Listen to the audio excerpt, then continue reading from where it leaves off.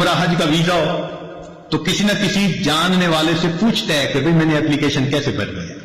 اسی طرح اللہ والے وہ دعا مانگنے کا عمل جانتے ہیں. ہمیں ان سے پوچھنا چاہیے کہ جی ہم نے اگر اللہ تعالیٰ سے کوئی دعا کرنی ہے تو یہ بھی تو ایک اپلیکیشن بھرنے کی مانند ہے نا, تو ہم کیسے اپلیکیشن بھریں کہ اپروو ہو جائے؟ ہم نے دنیا میں دیکھا کہ اگر اپلیکیشن پراپر نہ بھری ہوئی ہو نا تو ریجیکٹ ہو جاتی ہے. بالکل یہی معاملہ, اگر دعا پورے آداب کے ساتھ نہ مانگی جائے تو دعا بھی اللہ تعالیٰ کے حضور قبول نہیں ہوتی. اب ہم پھر پریشان ہوتے ہیں وہ جی ہماری دعائیں قبول کیوں نہیں ہوتی, اور معاذ اللہ ایسے الفاظ کہہ بیٹھتے ہیں جی اللہ تعالیٰ تو ہماری سنتا ہی نہیں. حالانکہ ان ربی لسمیع الدعا, میرا پروردگار تو ہر بات کو دعا کو سنتا ہے. تو کیوں ایسا کہتے ہیں؟ بجائے اس کے کہ ہم یہ سوچیں اللہ تعالیٰ قبول نہیں کر رہے, کیوں نہ ہم یہ سوچیں کہ ممکن ہے ہماری دعا کے مانگنے میں کوئی فرق اور کمی ہو جس کی وجہ سے وہ قبولیت کے درجے پہ نہ پہنچ رہی ہے. ایک بات یہاں اور بھی ذرا کلیئر کرنی ضروری ہے. ایک ہوتا ہے دعائیں کروانا اور ایک ہوتا ہے دعائیں لینا. دعائیں کروانا بھی عبادت ہے, نیک کام ہے, لیکن دعائیں لینا اس سے بھی بڑا نیک کام ہے. دعائیں کروانا تو یہ ہوا امی دعا کرو, ابو دعا کریں, حضرت جی دعا کریں, سر آپ میرے لیے دعا کریں, یہ تو ہوا دعا کروانا. یہ بھی کہنا چاہیے نبی علیہ السلام نے اس کی بھی تلقین فرمائی. چنانچہ عمر رضی اللہ عنہ ایک مرتبہ عمرے پہ جا رہے تھے تو نبی علیہ السلام نے ان کو رخصت کرتے ہوئے فرمایا کہ بھائی ہمیں اپنی دعاؤں میں نہ بھولنا. تو نبی علیہ السلام کا یہ فرمانا امت کی تعلیم کے لیے تھا. ہم بھی دعاؤں کے لیے کہیں نیک لوگوں کو, بڑوں کو, لیکن اس سے بھی بڑا رتبہ اور درجہ یہ ہے کہ ہم ان کی دعائیں لینے والے بن جائیں. دعائیں لینا کیا ہوتا ہے کہ انسان اتنا اچھا بنے, اتنا نیک بنے کہ اس کو دیکھ کر بے اختیار اس کے ماں باپ, اس کے پیر استاد کے دل سے اس کے لیے دعائیں نکل رہی. تو آج دعائیں کروانے والے بہت ہیں, دعائیں لینے والے بہت تھوڑے.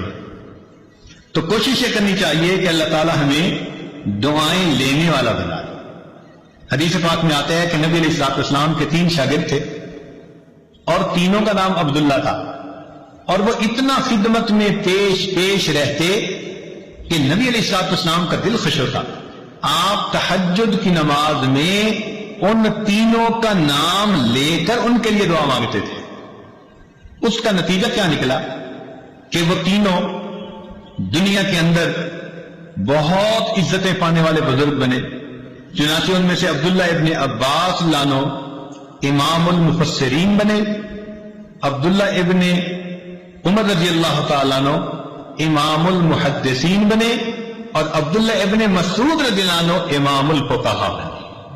اللہ نے تینوں کو ایسا وقت لگا دیا. تو یہ جو ہوتا ہے نا بڑوں کی دعائیں لینا, یہ اللہ رب العزت کی بہت بڑی مہربانی ہوتی ہے. بہرحال ایک بات ذہن میں رکھیے کہ آج ہم جو کوتاہی کرتے ہیں نا دعا مانگنے میں, وہ یہ ہوتی ہے کہ ایک تو ہم جلدی مایوس ہو جاتے ہیں. ہم چاہتے ہیں آج ہم نے دعا مانگی اور بس شام ہونے سے پہلے دعا کی قبولیت سامنے نظر آ جائے.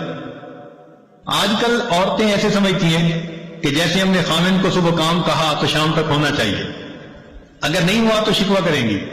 یہ اللہ تعالیٰ کو بھی اسی طرح ڈیل کرتی ہے کہ جی ہم نے فجر کی نماز میں دعا مانگی تھی اور شام تک دعا قبول ہی نہیں ہوئی, ادھر بھی شکوے کرنے بیٹھ جاتی ہیں.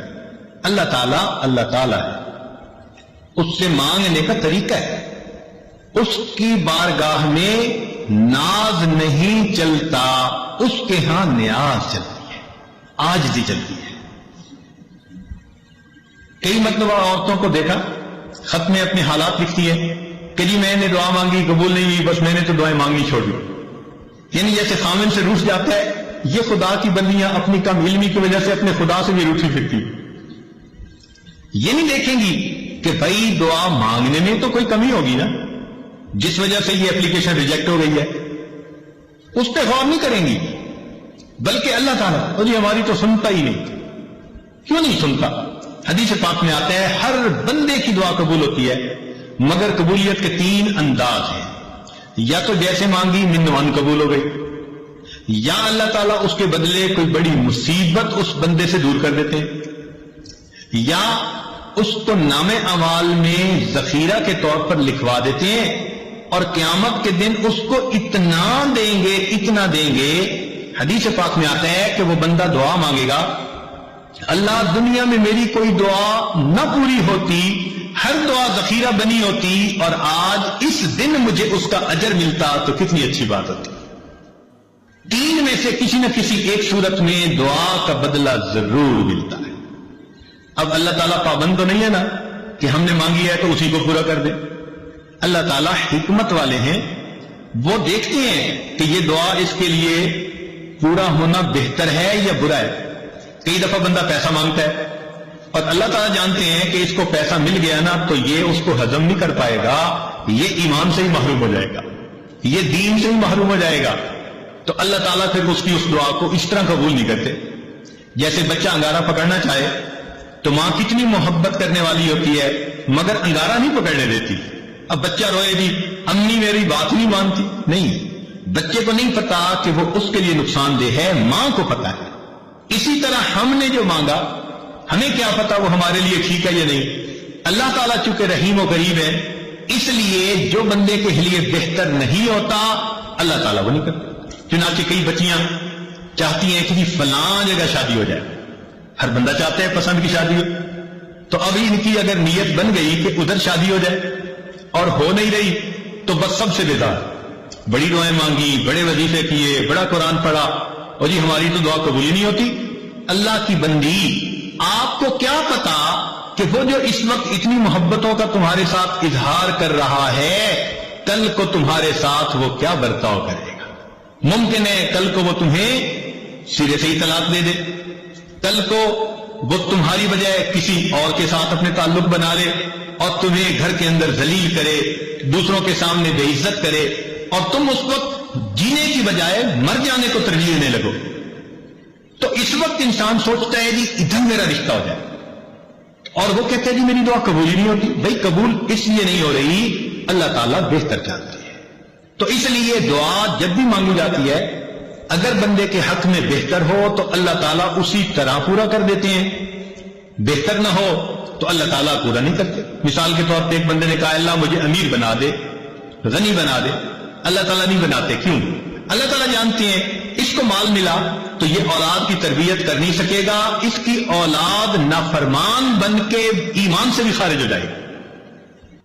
کتنے لوگ ہیں مال ان کے گھر میں آ جاتا ہے اور ان کی اولاد ان کے ہاتھوں سے نکل جاتی ہے. ہمیں کیا پتا کہ کس وجہ سے یہ دعا قبول نہیں ہو رہی. اللہ تعالیٰ پہ بھروسہ رکھیں، اعتماد رکھیں، اس کو اپنے اوپر ماں سے بھی 70 گنا زیادہ مہربان سمجھتے ہوئے سوچیں کہ کوئی نہ کوئی حکمت ہوگی جو من و ان قبول نہیں ہوگی. اور ہمیں کیا پتا کہ اللہ تعالیٰ نے اس دعا کے بدلے کوئی مصیبت سے بچایا ہو. آپ ذرا غور کریں، آپ گاڑی میں جا رہی ہیں اور کئی مرتبہ بس ایکسیڈنٹ ہوتے ہوتے بچتا ہے، تو ممکن ہے آپ کی مانگی ہوئی کسی دعا کے صدقے اللہ تعالیٰ نے آپ کو ایکسیڈنٹ سے بچا لیا. زلزلہ آیا، لاکھوں انسان مرے بھی اور زخمی بھی ہوئے. ہمیں جو اللہ نے اس زلزلے میں بچا لیا، کیا پتا کسی وقت کی مانگی ہوئی کوئی دعا. تو یوں کہہ دینا جی ہم نے مانگی ہے دعا قبول نہیں ہوتی، یہ جلد بازی اللہ تعالیٰ کے بارگاہ میں ظاہر کرنا مناسب نہیں. دعا مانگنی چاہیے، مانگتے رہنا چاہیے. آپ نے دیکھا ہوگا کہ بچہ کوئی چیز مانگتا ہے تو ماں شروع میں منع کر دیتی ہے، نہیں دیں گے، پھر مانگتا ہے، پھر وہ کہتی ہے نہیں دیں گے، جیفی بھی دے دیتی ہے. لیکن جب بچہ مانگتا رہتا ہے، اس چھوٹے سے بچے کو بھی پتا ہے کہ میں مانگتا رہوں گا نا تو امی دے دے گی. چنانچہ تھوڑی دیر کے بعد جب وہ روتا دھوتا ہے ماں کے سامنے، ماں چیز بھی لے کے دے دیتی ہے اور اٹھا کے سینے سے بھی لگا لیتی ہے. تو اسی طرح دعا مانگنی ہو تو ہم نان سٹاپ بغیر تھکے اللہ سے مانگتے رہیں. ہمارا کام ہے مانگنا. مانگنے کے بعد ہم محروم نہیں رہیں گے، کسی نہ کسی صورت اس کا ریٹرن ہمیں ملے گا. یا تو وہ دعا ویسے قبول، یا اس کے بدلے کوئی بیماری جو ہے نا وہ دور کر دی جائے گی. کیا پتا کہ آپ دعا مانگتی رہی اور اللہ تعالیٰ نے اس دعا کے بدلے کوئی سکن ڈیزیز ایسی چیز جس سے آپ کو بچا لیا.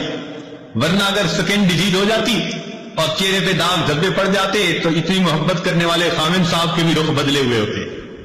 اللہ نے آپ کی صحت کو سلامت رکھا, کوئی ایسی بیماری نہیں لگائی, گھر میں الفتوں محبتوں کی زندگی گزارتی پھر رہی ہے. پتہ نہیں ہے کس کس دعا کا نتیجہ ہے جو اللہ نے آپ کو یہ عزتیں دی ہیں.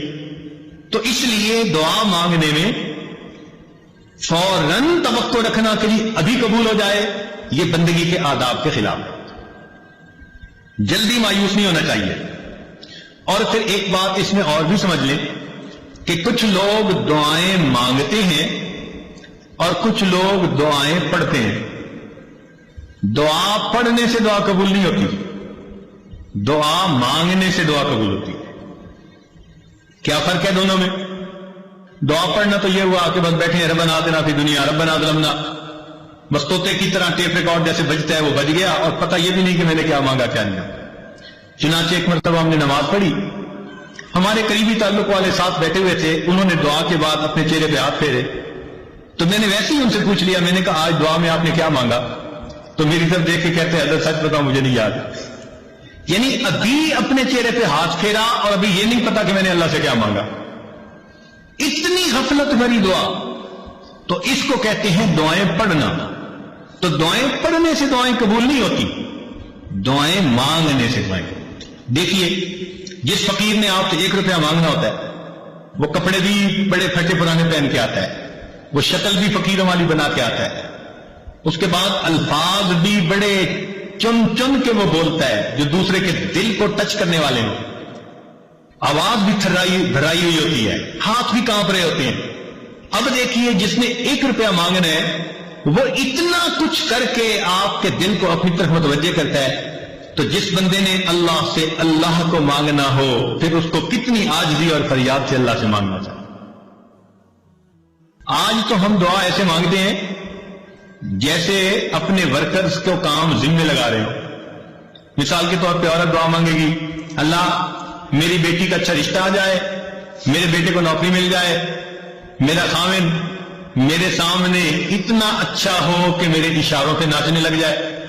اے اللہ فلاں فلاں ہمارے جو حاسدین ہیں ان کا تو بالکل گھر ہی اجڑ جائے.